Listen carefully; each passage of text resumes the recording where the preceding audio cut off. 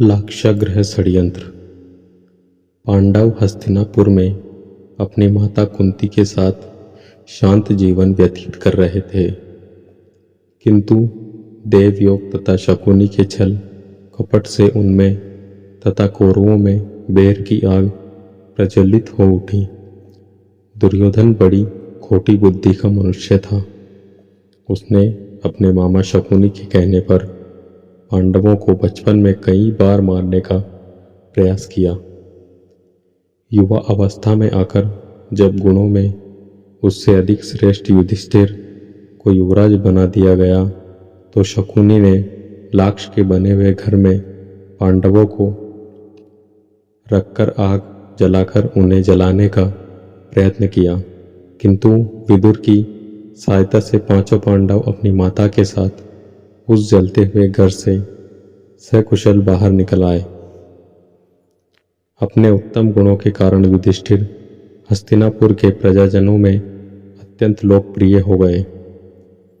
उनके गुणों तथा लोकप्रियता को देखते हुए भीष्म पितामह ने धृतराष्ट्र से युधिष्ठिर का राज्याभिषेक कर देने के लिए कहा। दुर्योधन नहीं चाहता था कि युधिष्ठिर राजा बने, अतः उसने अपने पिता धृतराष्ट्र से कहा, पिताजी, यदि एक बार युधिष्ठिर को राज सिंहासन मिल गया तो यह राज्य सदा के लिए पांडवों के वंश का हो जाएगा और हम कौरवों को उनका सेवक बनकर रहना पड़ेगा।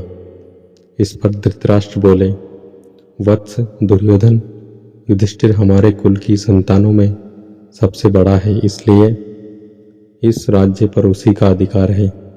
फिर भीष्म तथा प्रजाजन भी उसी को राजा बनाना चाहते हैं। हम इस विषय में कुछ नहीं कर सकते हैं। धृतराष्ट्र के वचनों को सुनकर दुर्योधन ने कहा, पिताजी, मैंने इसका प्रबंध कर लिया है, बस आप किसी तरह पांडवों को वारणावत भेज दें। दुर्योधन ने वारणावत में पांडवों के निवास के लिए पुरोचन नामक शिल्पी से एक भवन का निर्माण करवाया था, जो कि लाख, चर्बी, सूखी घास, मूंज जैसे अत्यंत ज्वलनशील पदार्थों से बना था। दुर्योधन ने पांडवों को उस भवन में जला डालने का षड्यंत्र रचा था। धृतराष्ट्र के कहने पर युधिष्ठिर अपनी माता तथा भाइयों के साथ वारणावत जाने के लिए निकल पड़े। दुर्योधन के षड्यंत्र के विषय में विदुर को पता चल गया, अतः वे वारणावत जाते हुए पांडवों से मार्ग में मिले तथा उनसे बोले, देखो, दुर्योधन ने तुम लोगों के रहने के लिए वारणावत नगर में ज्वलनशील पदार्थों से एक भवन बनवाया है, जो आग लगते ही भड़क उठेगा। इसलिए तुम लोग भवन के अंदर से वन तक पहुंचने के लिए एक सुरंग अवश्य बनवा लेना, जिससे कि आग जलने पर तुम लोग अपनी रक्षा कर सको। मैं सुरंग बनवाने वाला कारीगर चुपके से तुम लोगों के पास भेज दूंगा। तुम लोग उस लाक्षागृह में अत्यंत सावधानी के साथ रहना। वारणावत में युधिष्ठिर ने अपने चाचा विदुर के द्वारा भेजे गए कारीगर की सहायता से गुप्त सुरंग बनवा ली। पांडव नित्य आखेट के लिए वन जाने के बहाने अपने छिपने के लिए स्थान की खोज करने में लगे हुए थे। कुछ दिन इसी तरह बीतने के बाद एक दिन युधिष्ठिर ने भीम से कहा, भीम, अब दुष्ट पुरोचन को इसी लाक्षागृह में जलाकर हमें भाग निकलना चाहिए। भीम ने उसी रात्रि को पुरोचन को किसी बहाने बुलाया और उसे उस भवन के एक कक्ष में बंदी बना दिया। उसके पश्चात भवन में आग लगा दी और अपनी माता कुंती एवं भाइयों के साथ सुरंग के रास्ते वन में भाग निकले।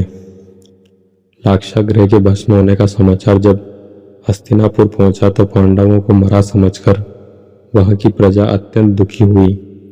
दुर्योधन और धृतराष्ट्र सहित सभी कौरवों ने भी शोक मनाने का दिखावा किया और अंत में उन्होंने पांडवों की अंत्येष्टि करवा दी।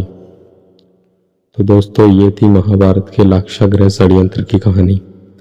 ये आपको कैसी लगी हमें कमेंट करके ज़रूर बताएं, और ये आपको अच्छी लगी हो तो इसे लाइक करने के साथ साथ शेयर जरूर करना, और ऐसी और वीडियोस के लिए बने रहना हमारे यूट्यूब चैनल के साथ। वीडियो में अंत तक बने रहने के लिए आप सबका धन्यवाद।